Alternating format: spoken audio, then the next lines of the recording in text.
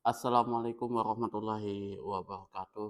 Innal hamdalillahi nahmaduhu wa nasta'inuhu wa nastaghfiruh wa na'udzubillahi min syururi anfusina wa min sayyiati a'malina may yahdihillahu fala mudilla lahu wa may yudlilhu fala hadiyalah. Asyhadu an la ilaha illallah wahdahu la syarikalah wa asyhadu anna Muhammadan abduhu wa rasuluh. Allahumma sholli ala sayyidina Muhammad wa ala ali sayyidina Muhammad. Kama sholaita ala sayyidina Ibrahim wa ala ali sayyidina Ibrahim wa barik ala sayyidina Muhammad wa ala ali sayyidina Muhammad. Kama barakta ala sayyidina Ibrahim wa ala ali sayyidina Ibrahim fil alamin innaka Hamidum Majid. Rabbi shrah li sadri wa yassir li amri wahlul 'uqdatam min lisani yafqahu qawli amma ba'du. Hadirin hadirat jamaah kaum muslimin wal muslimat yang dirahmati oleh Allah Subhanahu wa taala. Mmm Di video ini, ke depan, eee, insyaallah mudah-mudahan ini ya istiqomah lah ya, mmm, tidak ada hambatan apa segala macam. eee, Nanti saya akan, masukkan juga, eee, apa namanya, pembahasan masalah tauhid ya. Dan jujur ini, sebenarnya, apa ya, agak, bertentangan sih dengan kebiasaan ya, kebiasaan saya. Biasanya, fokusnya di channel ini biasanya, pembahasan fik atau yang masalah-masalah duniawi itu kayak misalkan trading yang baik dan benar, investasi apa kayak gitu kan, sesuai dengan ya duniawi lah kayak gitu. Atau juga pembahasan ringan masalah, editing ya kan, dan itu pun juga walaupun saya, banyak menguasai di situ tapi ya, mmm, saya tidak bisa mengupload atau membuat video itu, secara kontinu seperti halnya, kajian masalah fik, kitab Bulughul Maram, kemudian kitab Al-Azkar, sama, kitab, Fathul Qorib ya, kitab Fathul Qorib kita sampai Babul Hajj. Nanti juga saya akan padukan juga nanti, antara kitab Al-Azkar, kitab Bulughul Maram, dan saya atur semaksimal mungkin ya nanti untuk editing dan lain sebagainya di situ. Mmm, eee, ini karena jujur aja, kalau, apa ya, masalah kitab Bulughul Maram, kemudian kitab fik, ya itu, kebutuhannya karena, teman-teman, membutuhkan kajian-kajian yang baik itu dari sisi hadisnya, masalah-masalah fik, dan, penjelasan, eee matannya di dalam kitab Fathul Qorib. Nah, kemudian juga ada tantangan tersendiri bagi saya, dan ini jujur, masalah besar, ini bukan kaleng-kaleng bagi saya sendiri, eee, menyebarnya pemahaman hakikat Nur Muhammad ya, yang mana ini dianggap mungkin, di ya istilahnya kalau orang itu ya mengiranya bahwa ini ilmu tingkat tinggi, ilmu ma'rifah tingkat tinggi, yang mana ini nih ya sudah menjadi usul di dalam akidah. Eee, Jujur, waktu saya melihat, video-video bantahan-bantahan ya, pro dan kontra di situ, banyak yang menilai bahwasanya yang pro ini, yang pro ini menuduh bahwa orang yang kontra ini adalah Wahabi, dan memang yang menjawab ini ya salah satunya Ustadz Firanda Dirja, yang sudah memang dicap-cap Wahabi lah kayak gitu. Ustadz Firanda Dirja, kemudian Ustadz Khalid Basalamah, kemudian, belum dengar lagi saya pernyataan dari Ustadz Jawas mungkin ya. Mmm, Kemudian yang di Malaysia yang paling keras itu, eee, Ustadz Nur Daros sama, yang dari Perlis itu Dr. Muhammad Asyir Zainul Abidin, Dr. Rozemi Ramli, dan beberapa kawan-kawan yang lain yang di sana. Itu dibahas di sana ya, kalau Ustadz Nur Daros itu membahasnya 3 jam lebih, kalau Promedia Tajrid itu membahas tentang kelemahan, apa, kesesatan hakikat Nur Muhammad itu sampai 5 jam lebih mereka bahas di situ, dan ini bukan masalah kaleng-kaleng. Kalau untuk di Indonesia wallahu alam bisawab, saya, Ustaz Piranda kemarin sudah membahas itu sampai 1 jam, Ustaz Khalid Basalamah juga entah berapa durasinya, berapa menit kurang nggak tahu sih saya. Sama, ah, yang Pro Kiai Haji Akil Sirot ya. Ya, dan beberapa yang lain. Ini pro dan kontra, dan menurut saya ini pembahasan yang nantinya akan jauh lebih panjang dan lebih, ya, berat lah ini. Karena ini masalah usul akidah. Nah,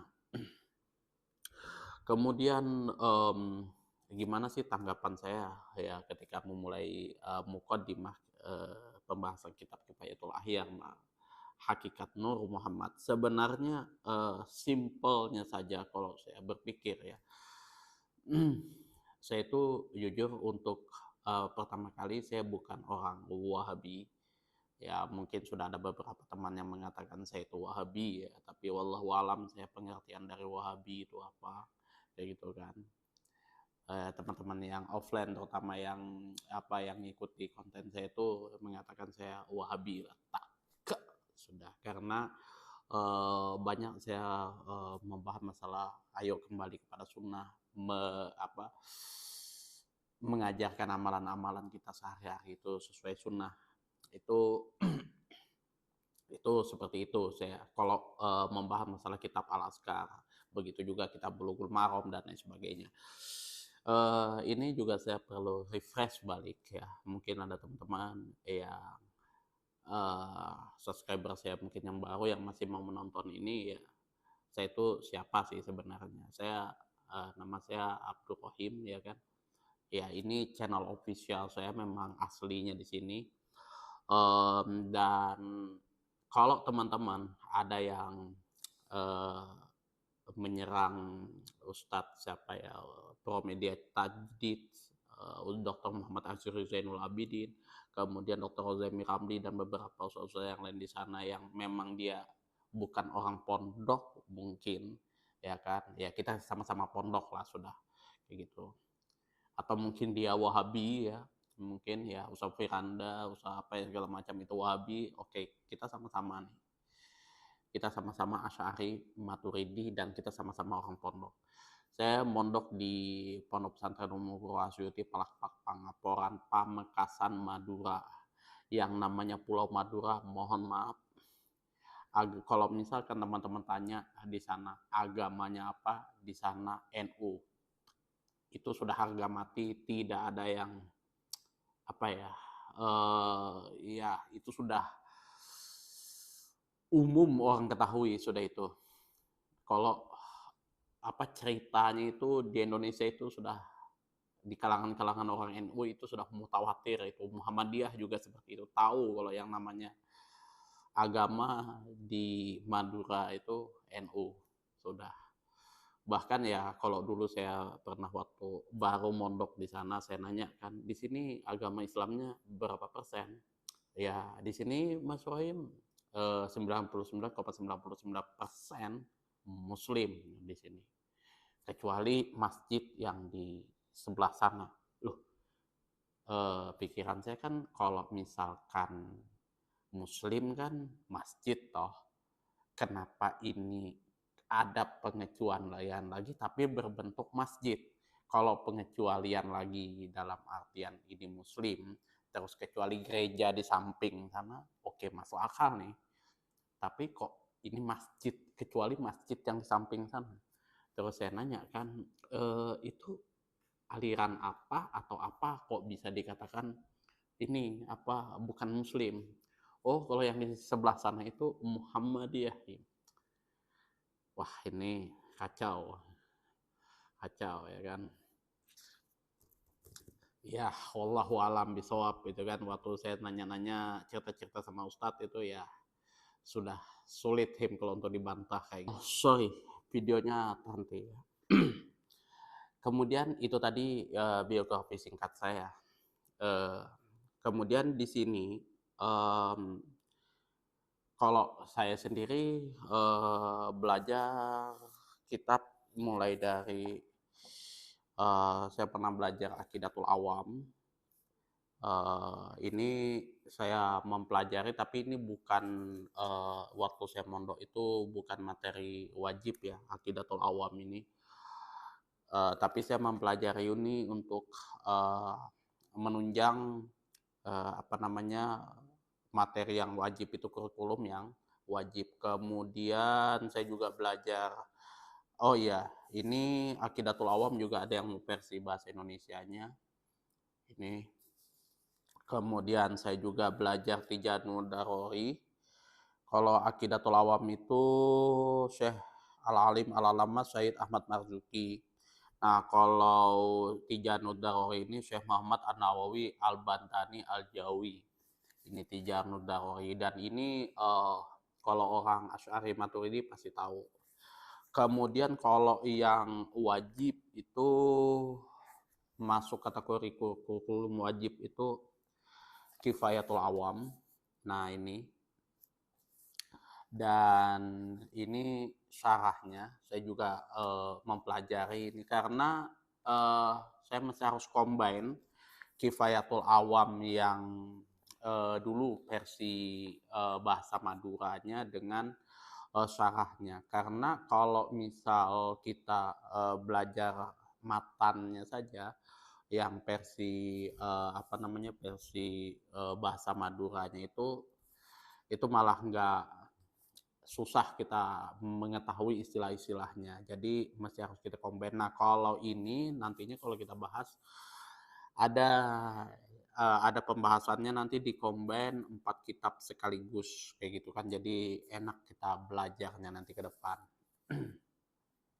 Kemudian ini syarahnya tadi ya, ini kitab kuningnya.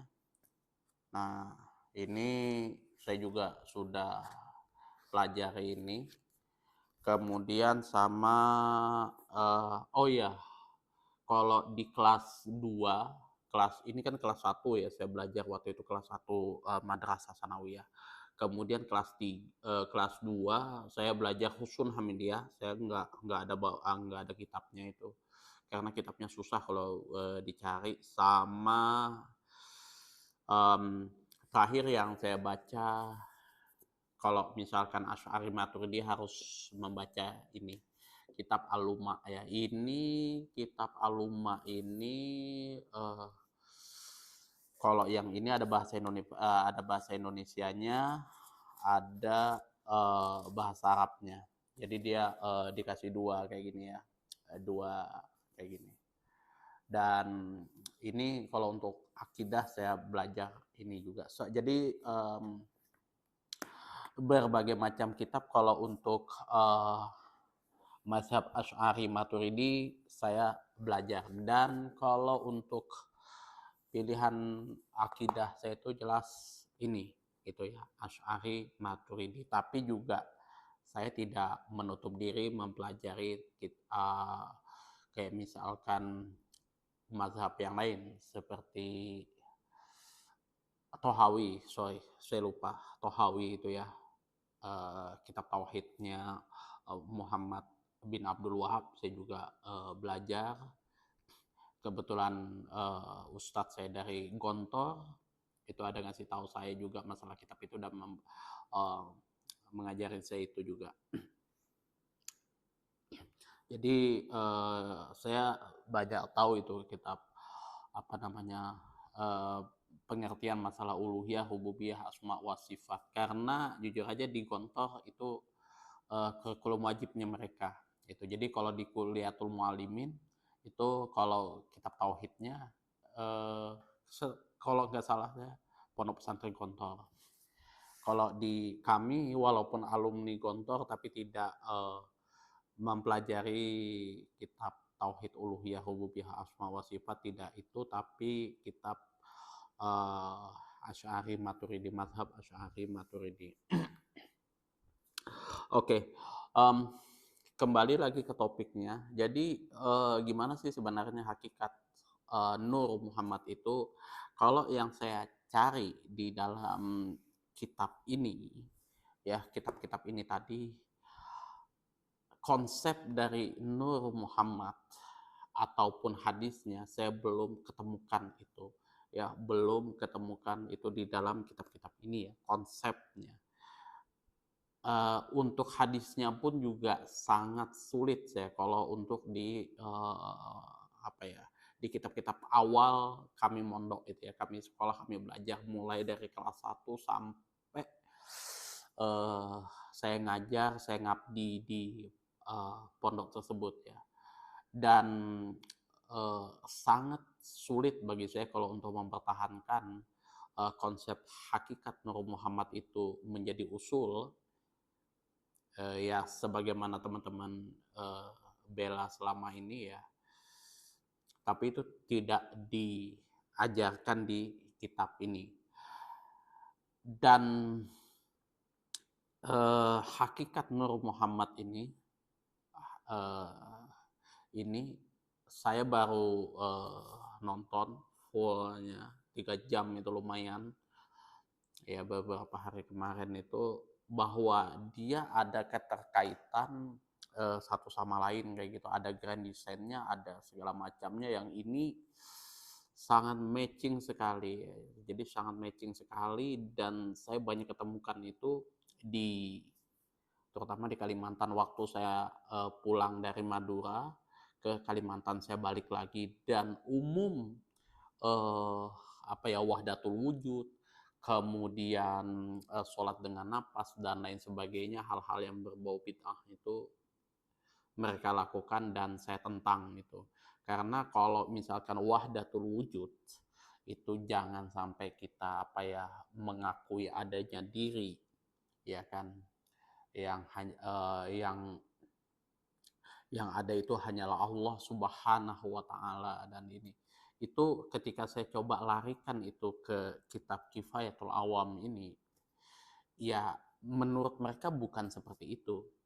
Yang betul bagi mereka itu, bagi kawan-kawan saya yang belajar ini tadi, bukan seperti itu, Him. Yang benar itu eh, Allah itu memang ada, tapi yang ciptaan-ciptaannya itu adalah tajalliyatnya Allah Subhanahu wa taala. Itu ya, cerminan atau jelmaannya Allah Subhanahu wa taala. Wallahu alam, saya waktu itu berdebat dengan beberapa teman saya yang mempelajari kitab Hakikatul Insan, kemudian Duarun Nafis, sama kitab-kitab apa lagi itu ya yang ada di video-video yang sudah tersebar itu. Itu gimana ya? Saya kurang setuju, saya menentang keras itu pandangan seperti itu ya, konsep seperti itu. Karena wujudnya kita ini yang bisa dipegang kayak gini, yang bisa dilihat itu ya karena itulah tanda bahwa kita itu makhluknya Allah Subhanahu wa taala. Nah, kalau misalkan kita baca di dalam kitab Kifayatul Awam, jelas dibedakan di situ antara wujudnya Allah dengan wujudnya makhluk, itu berbeda itu ya. Kalau misalkan perbedaan antara Allah sama makhluk itu, Allah itu tidak ada permulaan, tidak ada akhirnya, Allah itu kekal selama-lamanya, tidak ada awalnya. Kapan Allah itu ada? Di sini juga tidak pokoknya dibahas secara rinci, karena itu masuk kepada sifat mustahilnya bagi Allah. Kemudian kalau makhluk itu ya memang ya seperti kita ini, bisa dilihat, bisa diraba, Dan itulah tandanya makhluk yang bisa dilihat. Ada juga makhluk yang tidak bisa dilihat, kayak misalkan jin, eee, dan lain sebagainya, tapi bukan seperti itu ya. Allah bukan seperti itu dan ini dibahas di sini. Kalau misalkan kurang, detail lagi ada di kitab, Syarah Kifayatul Awam, kemudian di, kitab Al-Lumah dan kitab Husun itu. Dan pasti teman-teman yang mempelajari ini sudah bergelimang, bergelut otaknya dengan yang namanya ta'aluk. Dan setiap kami belajar itu mempelajari kitab ini, hal yang paling, nanti berat bagi kami pembahasannya itu bab ta'aluk itu ya, ta'aluk itu.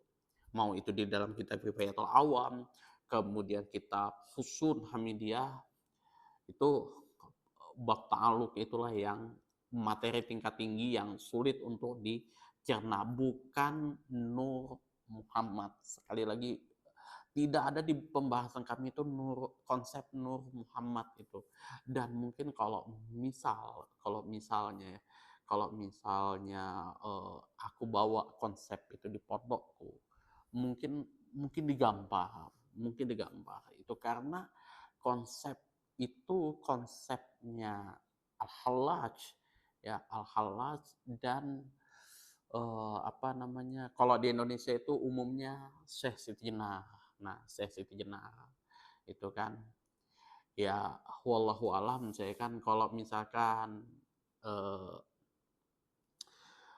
bukunya seperti apa kayak gitu kan, cetakannya seperti apa, itu rata-rata temanku itu gimana ya, menyembunyikan betul lah kayak gitu kan kitab-kitab mereka itu. Kalau saya silahkan aja gitu kan, misalkan kitab Kifayatul Awam apa segala macam itu dulu. Kalau sekarang sudah terang-terangan, sudah kita bisa download. Ya, Hakikatul Insan saya sudah bisa download kemarin, ada bahasa, yang versi bahasa Indonesianya. Ya mungkin ya memang bahasa Indonesia. Kemudian Hakikatul Insan, apalagi ya, ada Duratul Nafis dan beberapa kitab-kitab lain yang saya bisa download itu. Ya, dan ini jujur sekali lagi pembahasannya panjang, panjang dan sudah banyak ustadz-ustadz yang membahas yang lebih paham, yang lebih pakar daripada saya. Sekali lagi untuk teman-teman yang mengatakan bahwasanya orang yang bujur-bujur lah, yang istilahnya membela akidahnya itu ya mungkin pian-pian pada hari itu Wahabi kah atau apapun itu, ya mohon maaf, kita sama-sama Asy'ari Maturidi pernah mondok juga. Ulun belum pernah menemukan kitab itu pembahasan tentang konsep Nur Muhammad di pondok ulun.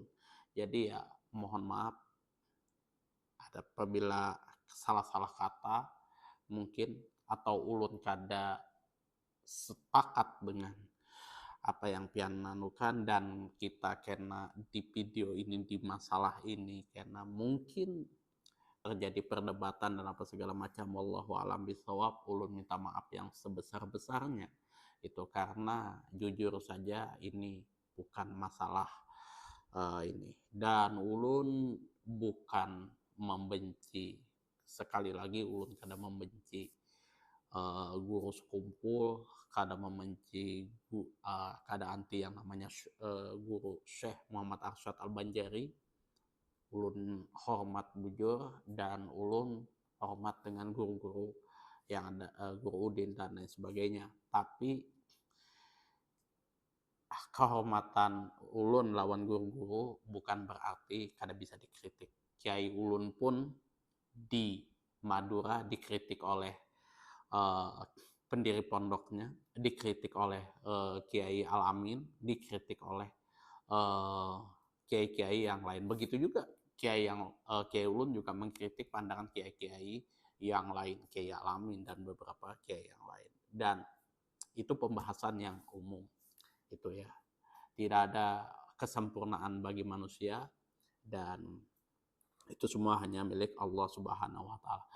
Dan penutup kali ini, penutup di video ini, untuk masalah kenabian Rasulullah Shallallahu Alaihi Wasallam dibahas ringkas saja di sini, dibahas ringkas, ya, dibahas ringkas yang mana sifat gaib bagi Rasulullah Shallallahu Alaihi Wasallam itu ya sebagaimana manusia biasa, tapi tidak sampai menjatuhkan harkat dan martabatnya Rasulullah Shallallahu Alaihi Wasallam. Artinya, ya kalau misalkan kita mengagung-agungkan Rasulullah Shallallahu Alaihi Wasallam, tidak sampai berlebihan seperti di luar daripada hadis-hadis sahih. Itu konsepnya, gitu ya. Jadi ya lebih dari itu ya beliau hanya manusia biasa sebagaimana yang dijelaskan oleh ustadz-ustadz atau ulama-ulama muktabar, ya, kayak uh, di dalam kitab Syiarul Alam wa Nubala, kemudian kitab Bidayah wa Nihayah, ya itu itu lebih dari itu. Kalau misalkan itu ya misalkan gorib apa segala macam yang nggak diketahui, wallahu alam bisawab, ulun angkat tangan situ, ulun kadang membawa itu, kadang memasukkan itu di video ini. Aku kalam wabillahi taufiq wal hidayah. Assalamualaikum warahmatullahi wabarakatuh.